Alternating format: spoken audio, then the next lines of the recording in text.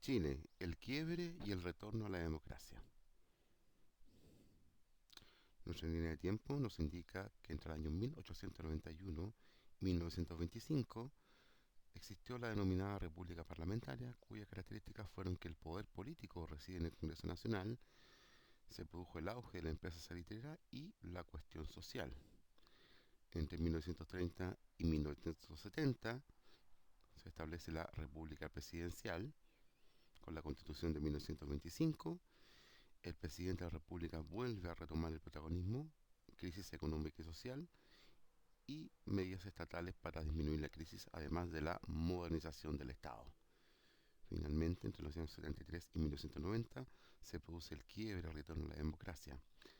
Se polariza políticamente nuestro país, establece el gobierno de la Unidad Popular, el golpe de Estado, el gobierno militar y el retorno a la democracia. Tras la Segunda Guerra Mundial, las superpotencias de Estados Unidos y la Unión Soviética se repartirán el mundo, sin acciones de guerra propiamente tal, pero sí de manera indirecta en otros conflictos. Esta lucha ideológica entre el capitalismo norteamericano y el comunismo soviético llegó incluso a la carrera espacial, que puso al primer humano en la Luna.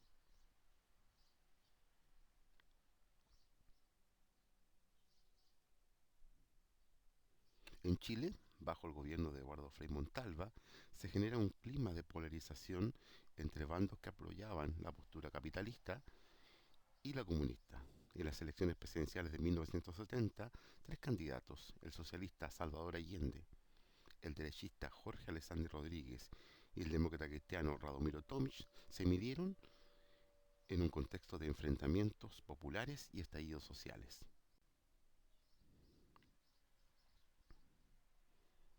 El socialista Salvador Allende será electo presidente de la República, apoyado por una coalición de partidos de izquierda prosoviéticos. El programa de gobierno beneficiaba a los trabajadores, a nacionalizar la minería y a permitir el desarrollo de campesinos. Sin embargo, lo anterior no impidió que el clima de violencia continuara.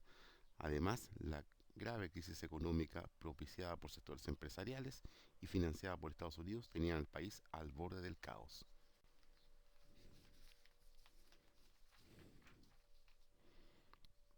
El 11 de septiembre de 1973 se produce un golpe militar contra Allende, asumiendo una junta de gobierno integrada por los cuatro comandantes en jefe de las Fuerzas Armadas y de Orden, presididas por el general Augusto Pinochet. Comienza una etapa de quiebre democrático y de dictadura que duraría 17 años.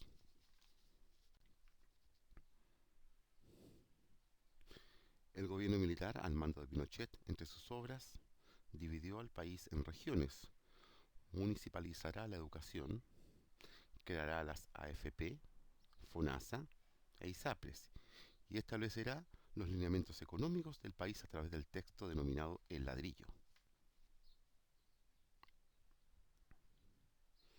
Sin embargo, la crisis económica mundial de los años 80 generará cesantía, creando programas de empleos mínimos y la intervención de los bancos. Además, se privatizarán empresas, se fortalecerán las exportaciones, se creará la carrera austral e incluso estuvimos al borde de un conflicto armado con Argentina.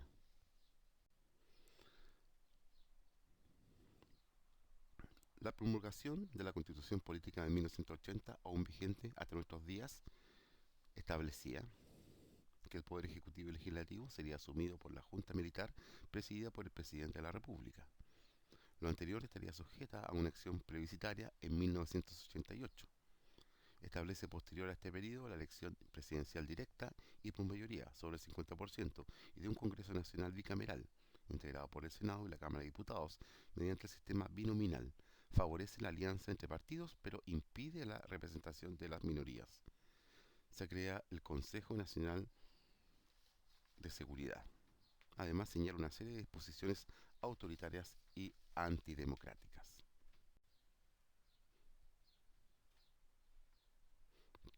Sin embargo, el régimen militar corresponde al carácter antidemocrático de la Constitución y a la violación de los derechos humanos, la detención ilegal de opositores y la opresión a través de organismos de inteligencia como la DINA y la CNI.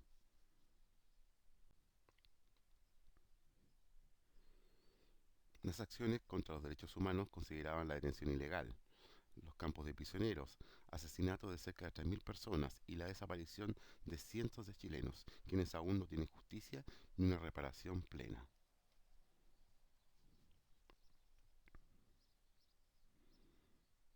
En 1988 se realiza un plebiscito para decidir la continuidad del régimen militar.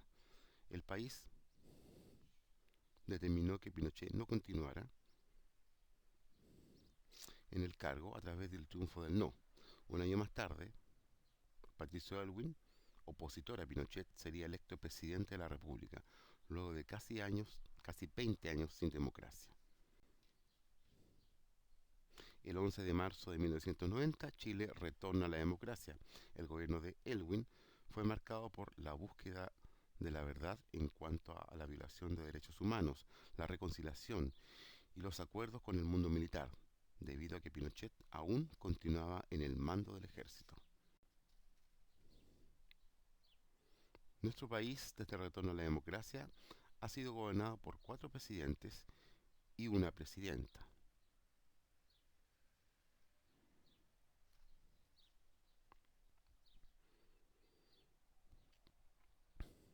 En materia económica, Chile ha sido un ejemplo en Latinoamérica. Se han establecido acuerdos comerciales con otras naciones.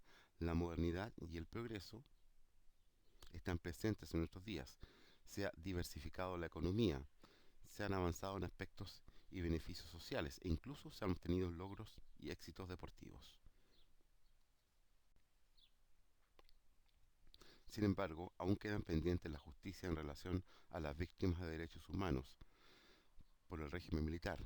Aún falta igualdad y otros problemas sociales, y la brecha entre pobres y ricos cada vez es más amplia. Si a esto se suma la corrupción y la colusión, estos han afectado de igual manera la calidad de vida de los chilenos. Todos los abusos generaron estallidos sociales en 2019, que terminarían por manifestarse popularmente por una nueva constitución. La pandemia de COVID ha afectado a miles de chilenos. Sin embargo, aún así, la decisión soberana optó por una nueva constitución que será redactada dentro de los próximos años.